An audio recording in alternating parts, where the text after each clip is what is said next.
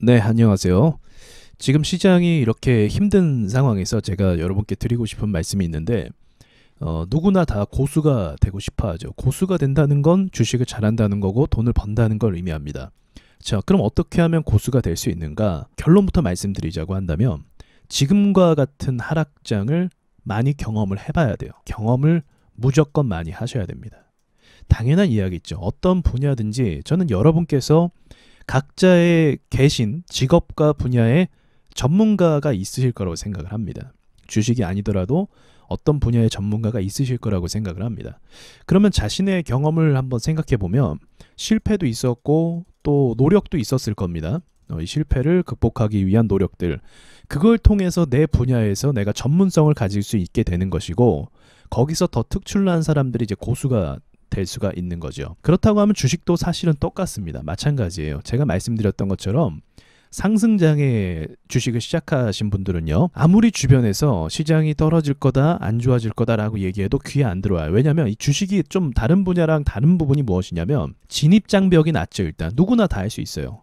그리고 시장이 수익을 줄 수 있어요. 그 말은 완전 초짜, 정말 아무것도 몰라요. 근데 시장이 좋아서 종목 넣고 한 달 뒤에 보니까 수익이 나 있는 거예요. 이게 가능해요. 주식은요. 그래서 이때 착각을 하게 됩니다. 내가 주식에 소질이 있다라고 생각을 하거나, 또는 이제 거만해지는 경우도 많이 있어요. 거만해져서 뭐 존버하면 되네, 뭐 몇 달 들고 가면 되네, 이런 식으로 주식을 쉽게 바라보게 되는 거죠. 그러나 우리가 경험이 필요한 건데, 대부분 주식을 시작할 때 어떨 때 들어온다고요? 상승장 때 들어옵니다. 그래, 상승장 때 끝물에 거의 들어왔다가 조금 더 상승장을 수익을 경험을 해보는 거예요. 여기 들어왔다 요 정도, 여기 들어왔다 요 정도, 이렇게. 그리고 나서 몇 개월 안 가서 깨지는 경험을 하기 시작을 하는 거죠. 이미 주식에 대해서 너무 쉽게 생각했기 때문에 비중을 다 실어서 매매하는 경우도 굉장히 많고, 그때 크게 무너지는 경우도 굉장히 많습니다. 그렇기 때문에 필연적으로 이런 시장을 다 경험을 해야만 단단한 투자자가 될 수가 있어요.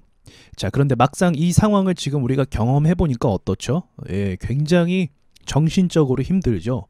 끝이 어딘지도 모를 정도로 계속 내려갈 것 같고, 정말 뜻하지 않은 악재가 갑작스럽게 한두 달 사이에 굉장히 많이 등장을 합니다. 저도 여러 가지 하락장을 많이 경험을 했는데, 이번 하락장도 거의 역대급이라고 저도 생각을 합니다. 정말로 어떻게 이런 악재가 다 몰려 있을 수 있을까? 그러니까 사실은 주식이 쉬운 거는 아닌 거죠.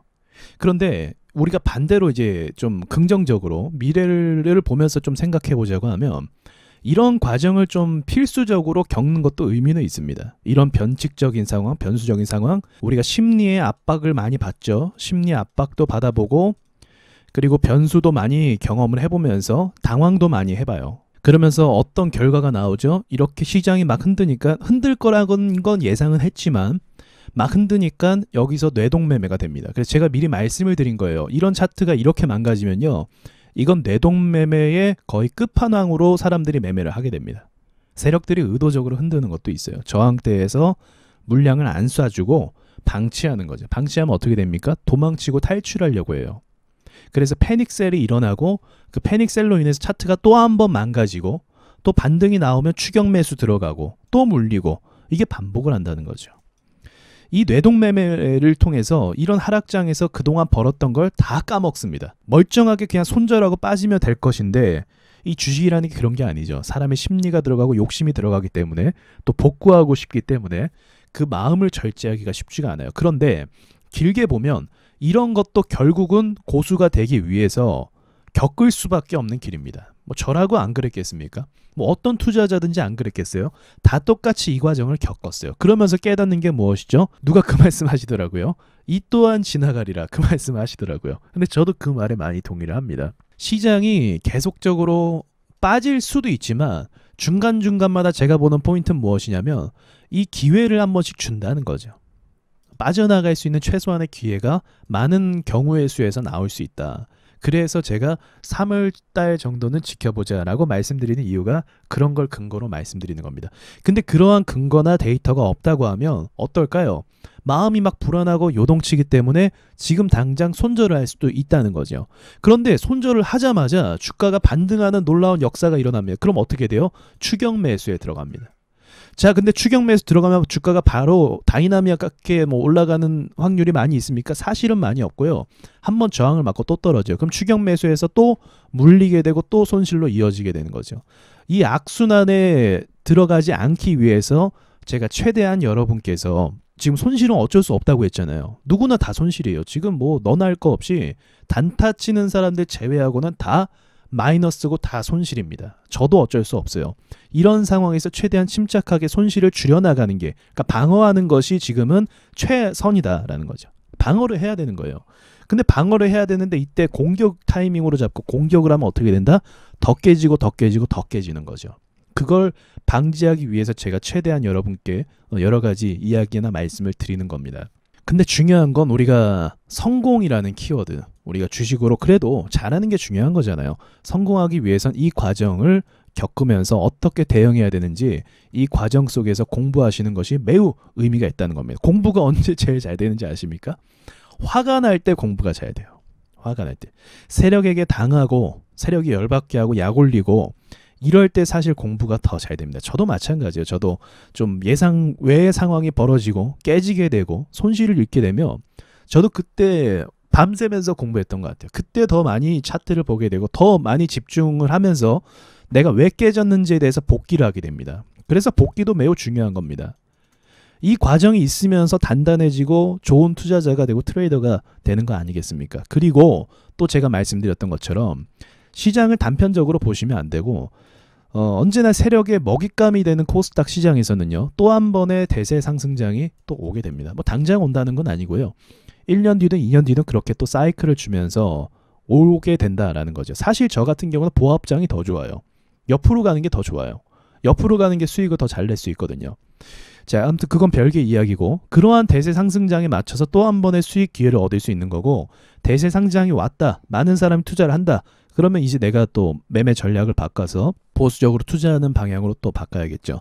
만약 여러분께서 전업 투자를 꿈꾸신다. 많이 또 전업 투자를 희망하시거든요. 제가 이렇게 보면은 구독자분의 한 10% 좀 넘게 한 15% 정도는 전업 투자를 희망하시는 분들이 또 계십니다. 이런 투자를 꿈꾸신다고 하신다면 반드시 단타를 익히셔야 됩니다. 지금 시장 보니까 어떠세요? 스윙으로 전업 투자할 수 있을까요? 거의 불가능합니다. 스윙 매매로. 왜냐하면 왜 불가능하다라고 제가 단정을 짓냐면 시장의 변수가 너무 강해요. 이때도 보십시오. 하락. 이때 스윙 투자하면 어떻게 될까요? 완전 박살나겠죠. 우리 작년 8월부터 힘들었잖아요. 스윙 투자하기 쉬웠습니까? 힘들었잖아요. 이때 스윙 투자해도 힘든데 지금과 같은 시장을 겪게 되면 또 앞으로 1년 동안 혹시나 이런 식으로 계속적으로 흔들게 될 경우에 그때는 스윙 투자로 해서는 전업 투자로서 성공하기가 쉽지가 않죠. 시드가 정말 많지 않은 이상은 버티기도 힘들고요. 생활비를 버는 게 전업 투자 아니겠습니까?